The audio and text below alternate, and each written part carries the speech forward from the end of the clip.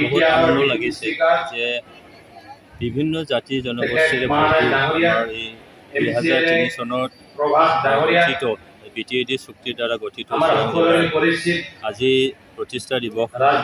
এই দিৱসত আমাৰ জিলা প্ৰশাসনৰ ফালৰ পৰা সুন্দৰ এটা প্ৰগ্ৰাম আজি কৰিলে। তো তাত বিভিন্ন ডিপাৰ্টমেণ্টৰ শ্ব'কেছ কৰা হৈছে, ডিপাৰ্টমেণ্টেল অগ্ৰগতি।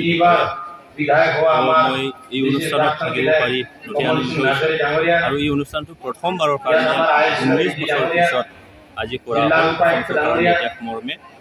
তো নিশ্চয়কৈ এই মুহূৰ্তত যিবিলাকে BTAD চুক্তি বা চিৰাং জিলা গঠনত যিবিলাক মানে সহায় কৰিছিলে, তেখেতসকল নিশাই কাটি গৈছিলে আৰু তাৰে মাজত কিছুমানে শ্বহীদ হৈ গ'ল বা মৃত্যুবৰণ কৰিব লগা হ'ল। তেখেতসকলক মই মানে শ্ৰদ্ধা মই নিবেদিছোঁ। আৰু যিবিলাকে আজি জীয়াই আছে, যিবিলাকৰ এটা অন্তিম মুহূৰ্তলৈকে আছে, কিছুমানৰ তেখেতসকলৰ আশু আৰোগ্য দীৰ্ঘায়ুৰ কামনা মই কৰিছোঁ। আৰু এই মুহূৰ্তত মই BTAD চুক্তি হোৱাৰ সময়ত যি দল সংগঠনবোৰে আমাৰ ছাত্ৰসকলৰ লগত থাকি ELTৰ যিটো আন্দোলন, BTAD চুক্তিৰ যি কাৰ্যসূচী তাত কৰিছিলে, সেই দল সংগঠনক মই আজিৰ তাৰিখত মই আমন্ত্ৰণ কৰিব লাগিব। তাত আছিলে আমাৰ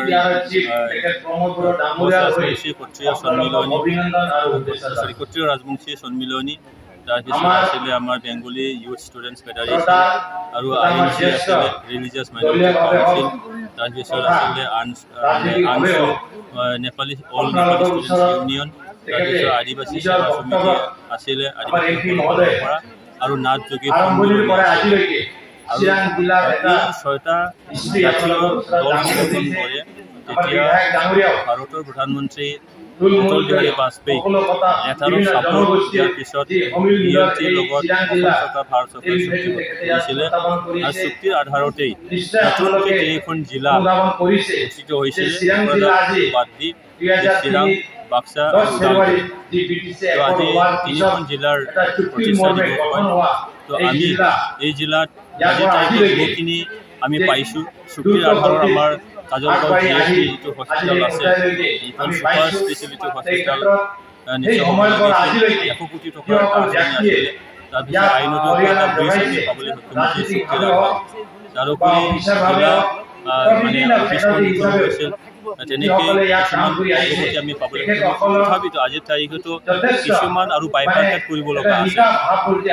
তেনেকৈ ছ'চিয়েল ৱেলফেয়াৰ ডিপাৰ্টমেণ্টৰ ফালৰ পৰা আমাৰ ICDS প্ৰজেক্ট কিছুমান আমাৰ বঙাইগাঁও জিলাৰ অন্তৰ্গত হয়, আৰু আমাৰ ডিজনী চাব ডিভিজনৰ যিবাৰ আমাৰ PNRD ডিপাৰ্টমেণ্টৰ কিছুমান DCDC এতিয়াও বঙাইগাঁও জিলাৰ অন্তৰ্গত মানে ব্লকৰ আণ্ডাৰত আছে। সেইখিনি আছে কিছু ক্ষেত্ৰত আমি অগ্ৰগতি বিভিন্ন ডিপাৰ্টমেণ্টেল কাম কাজৰ আমি অলপ উন্নত হৈছিল, কিন্তু শিক্ষাৰ ক্ষেত্ৰত আমি আজিৰ তাৰিখত মানে দুখৰ বিষয় যে আমি চিৰাং জিলা মেট্ৰিক ৰিজাল্টত এই বছৰ ফাৰ্ষ্ট ফ্ৰম দ্য লাষ্ট হৈ গ'লোঁ। ইয়াত কাম কৰিব লগা আছে। অভাৰঅল চিৰাং জিলাখন যিহেতু আমাৰ ইয়াত কোনো এটা এষ্টাব্লিছমেণ্ট নাছিলে, এতিয়া মানে কোকৰাঝাৰ, বঙাইগাঁও আৰু বৰপেটা জিলাৰ মানে কিছু অংশ কাটি আনি চিৰাং জিলাখন গঠন কৰা হৈছে। নিশ্চয়কৈ ইয়াত আকৌ কিছুমান কাম কৰিব লগা আছে, যেনেকৈ আমাৰ ট্ৰেজাৰী অফিচ আজিলৈকে পাবলৈ সক্ষম হোৱা নাই। মোৰ ফালৰ পৰা মই অলৰেডি 15 তাৰিখে অহা মানে এই ছেশ্যনত তেখেতে মানে ট্ৰেজাৰী অফিচাৰ দিয়াৰ মোৰ আশা আছে।